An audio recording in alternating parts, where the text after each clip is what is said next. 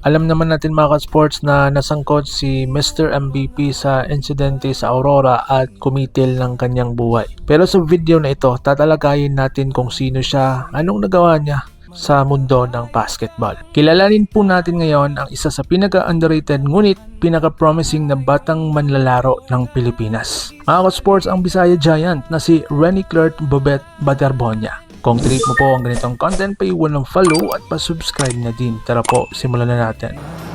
Just a kid with a big dream.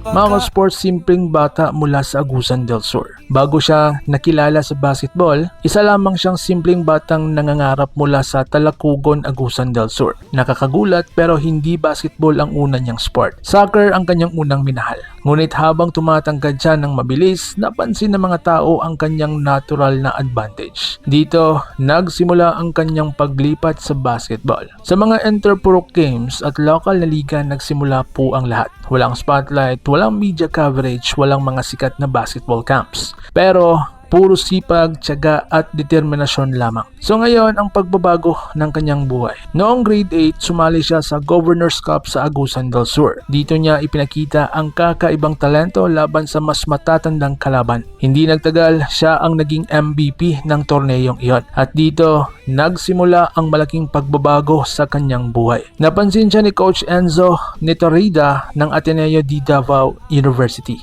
Mula sa isang batang nangangarap sa probinsya, naging student athlete siya sa isa sa pinakamagandang eskwelahan sa Mindanao, ang Ateneo de Davao Journey. Isa sa pinakamagandang eskwelahan sa Mindanao. So ngayon mga sports, dito muna tayo sa kanyang journey sa Ateneo. Pagdating niya sa Davao, nagsimula ang mas seryosong pagsasanay. Unti-unti siyang naging isang modernong big man. Hindi lang siya matangkad, matalino rin siyang maglaro, malakas sa depensa, mahusay sa rebounding at kayang protektahan ng ring laban sa mga kalaban. Habang tumatagal, mas lalo siyang gumagaling at doon nagsimulang mapansin ng mga basketball insider sa buong bansa. So ngayon mga sports, dito muna tayo sa kanyang journey sa palarong pambansa bilang nahalal siyang MVP. Ito po ang tournament na talagang nagpasikat kay Renny. Sa palarong pambansa, pinangunahan niya ang Davraa Eagles. At gumawa sila ng kasaysayan ha. Natalo nila ang powerhouse team sa Western Visayas sa score na 67-51 ang final score. At si Renny ang isa sa pinakamalaking dahilan kung bakit nangyari iyon. Sa championship game ay nagtala siya ng 19 points. Dahil dito, nakuha niya ang palarong pambansang MVP award.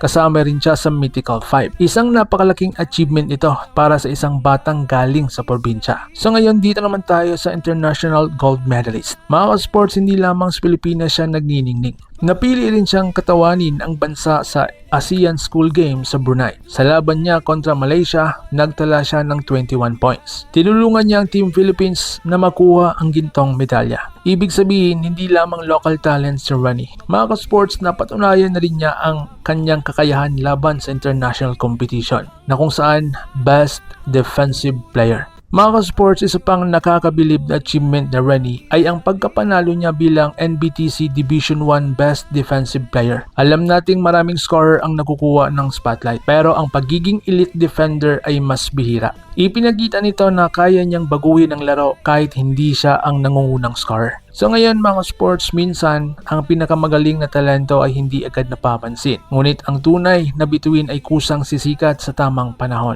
Kaya ang tanong ngayon mga ka-sports, naniniwala ba kayo na purely accident lang ang nangyari? Comment your thoughts below at babasahin ko yan. Like, share, subscribe at pahit ng bell para updated tayo pareho sa mga ganitong uploads. Rest in peace, Idol Renny Baterbonia and Divine Adili. God bless us all. Naghilak sa kasubong nganong sayo man kaayo kang gitawag nga daghan pa kaayong damgo nga gisaligan.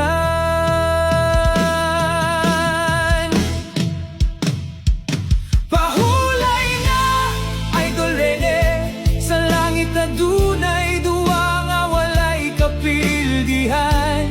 Bisan layo nakasa among pananaw, magpabilin ka sa among kasing-kasing hangtod sa kahangturan.